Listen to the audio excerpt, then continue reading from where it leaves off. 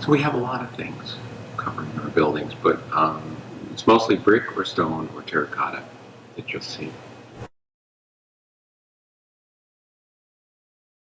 And terracotta is a wonderful material because it's kind of a chameleon of materials. You can make it look like anything that you want to make it look like. Terracotta goes all the way back into Egypt, Greece, Rome, the Persian Empire, moving on up through the European development during the medieval ages, traveling on through, and then crossing the oceans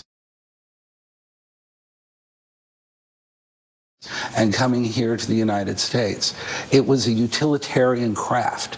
It was a way that people were able to use an inexpensive material, simple clay and water, sand and dirt, the very elements that the earth is made of, to create something elegant, something gracious, something that told a story. The word terracotta itself is Italian for fired clay, actually. It's basically like a brick, a piece of brick fired from clay, hardened, and sometimes glaze was put on it and sometimes not. What does this look like? It's not marble, it's not stone, it is terracotta. And you can see the telltale mold marks where it came out in individual pieces. This is a rare beige kind of terracotta. This is a glazing, so it would have gone through once or twice in the kiln to get this shade. If you think of a building, I think I've talked to you about my favorite piece of terracotta, but the Smith Tower. It's so meaningful. When it was built, you know, the tallest building west of the Mississippi for some period of time, a skyscraper, all the outside. I mean, this is basically, we're sort of romanticizing about it, but this is a fireproofing. That's really one of the reasons it became so popular with the early steel frame buildings, is this fireproofed the building.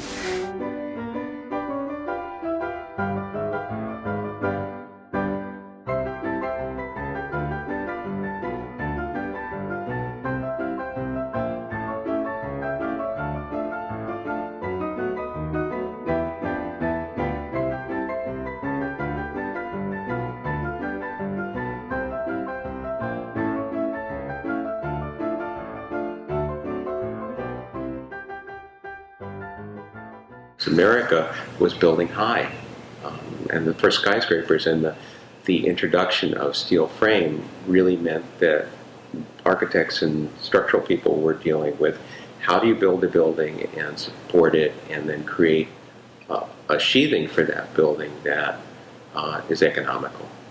And so really terracotta was an economical choice because you could cover the Smith Tower in Seattle with terracotta, and it would save you a lot of money and the weight of stone exterior.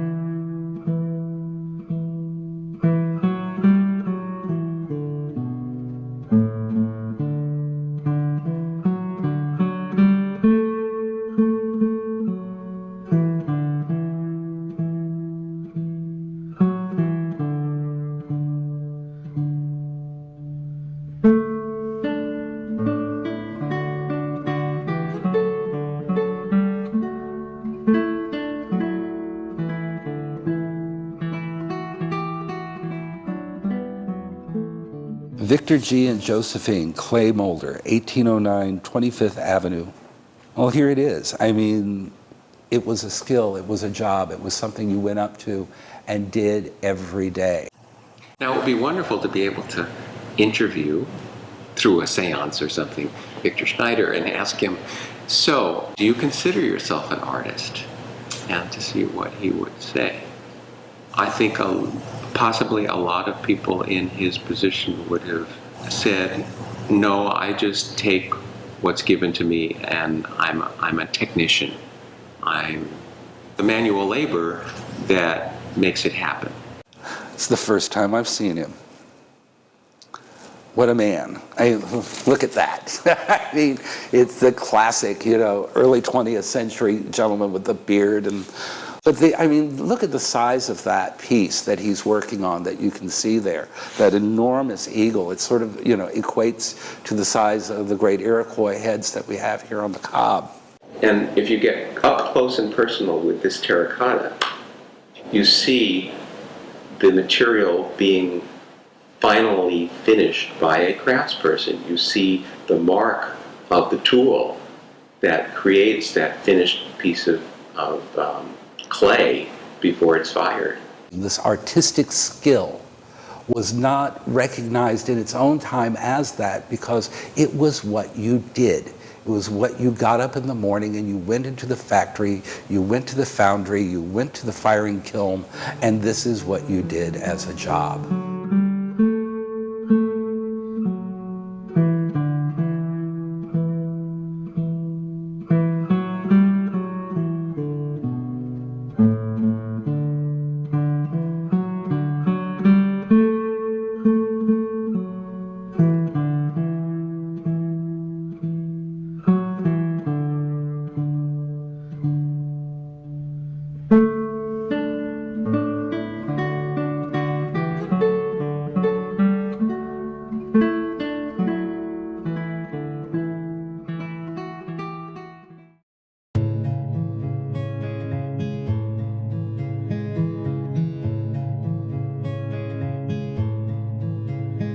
Well, before talking about the future of terracotta, I think it's important to recall the past.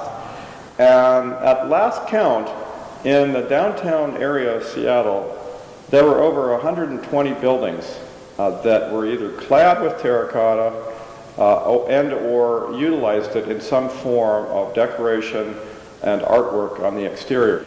A inventory of terracotta buildings was taken by, I believe it was sponsored by Allied Arts of Seattle.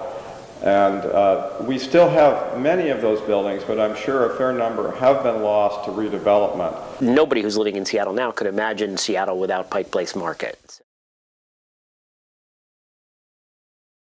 It took an enormous amount of effort to save Pike Place from developers who were at the time claiming that Pike Place should be demolished and actually replaced with something that was new and modern, etc. Development, Seattle's got this cultural and economic heritage of boom and bust.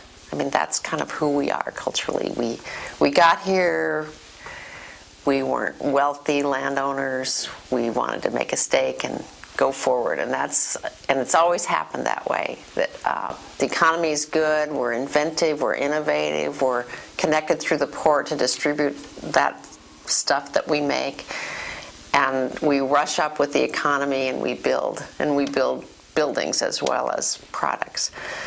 And the land values rise. And it's shocking when you go back and look at the historic photos of Seattle, how often, I mean, it's a young city, but things have been built and torn down and rebuilt repeatedly already in just these, 4 to 5 generations. Historic preservation isn't really for the faint of heart or for the faint of wallet. It's not like you can buy an old building and just walk away and rent it. And some of these buildings need a fair amount of maintenance. New buildings need less maintenance, but new buildings very often enough are built for 30 years and then they're demolished anyway. I think that the pressures of economics, as they grow, we would just lose everything.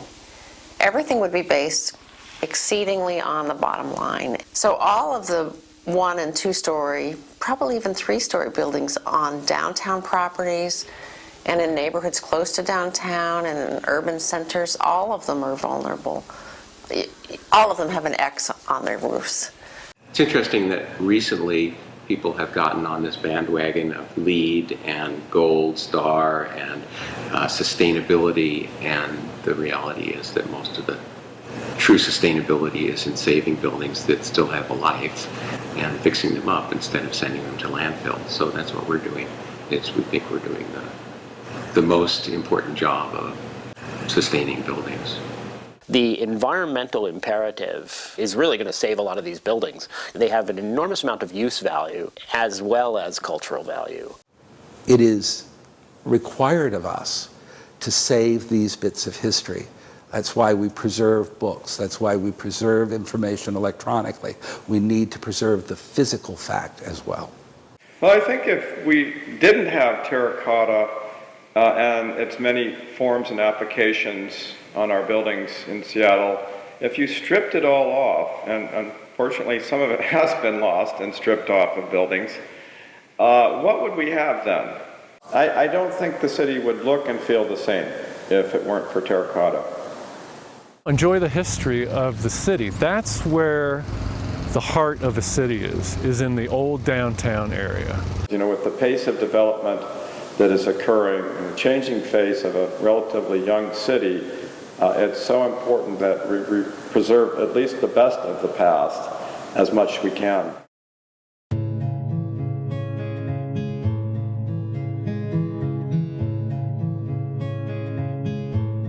And I would encourage everyone to not just look down the street, but look up.